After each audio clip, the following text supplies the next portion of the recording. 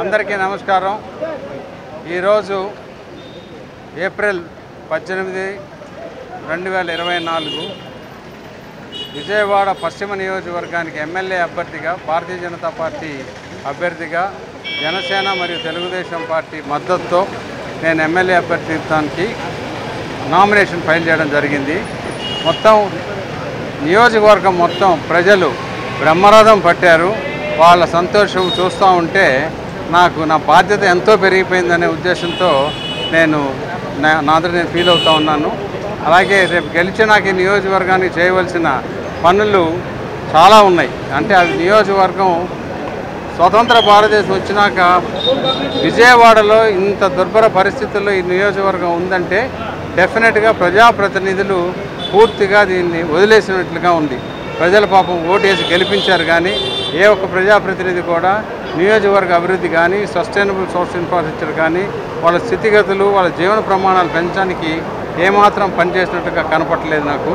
కాబట్టి వాటన్నిటికీ కొండ ప్రాంతం వాళ్ళు కానీ కొండ కింద వాళ్ళు కానీ drainage system, roads, community halls, including శ్మశాన వాటికలు కూడా అన్ని కమ్యూనిటీస్కి లేని పరిస్థితి. వాళ్ళు అడుగుతున్నవి కూడా చాలా చిన్న చిన్న కోరికలు. డెఫినెట్గా ఈరోజు మన భారతదేశం వికసిత భారతదేశం అని చెప్పుకునే రోజుల్లో నిజానికి ఇలాంటి దుర్భర పరిస్థితుల్లో ఒక నియోజకవర్గం ఉందనంటే చాలా బాధాకరం అది. కాబట్టి డెఫినెట్గా ఈ ప్రజలందరికీ కూడా ఈ 5 సంవత్సరాలు నేను ఎమ్మెల్యేగా ఉన్నప్పుడే కాదు, నా జీవితాంతం రుణపడే విధంగా నేను పనిచేస్తానని చెప్పి మనవి చేసుకుంటా ఉన్నాను. అలాగే ఈరోజు నాకు ప్రపోజ్ చేసిన వాళ్ళు, నా అదృష్టం ఏంటంటే డోకిపర్తి ఝాన్సీ లక్ష్మి గారు 3 సార్లు భారతీయ జనతా పార్టీ తరఫున ఏకగ్రీవంగా ఎన్నికై 1980వ శతకంలో 3 సార్లు కూడా ఎంతో కష్టపడి ఓల్డ్ టైమర్ పద్ధతిలో చేసి భారతీయ జనతా పార్టీ తరఫున కార్పొరేటర్గా ఈ నియోజకవర్గానికి సేవా కార్యక్రమాలు ఎన్నో చేశారు. నా అదృష్టవశాత్తు ఆవిడ కూడా ప్రపోజల్గా ఉన్నారు.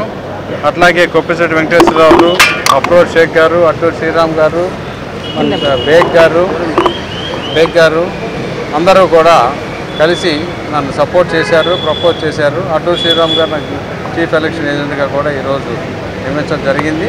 ఇంకా మిగిలిన కార్యక్రమాలు ఆల్టర్నేటివ్ ప్రపోజల్స్ కూడా రేపు ఎల్లుండి వేయడం జరుగుతుంది.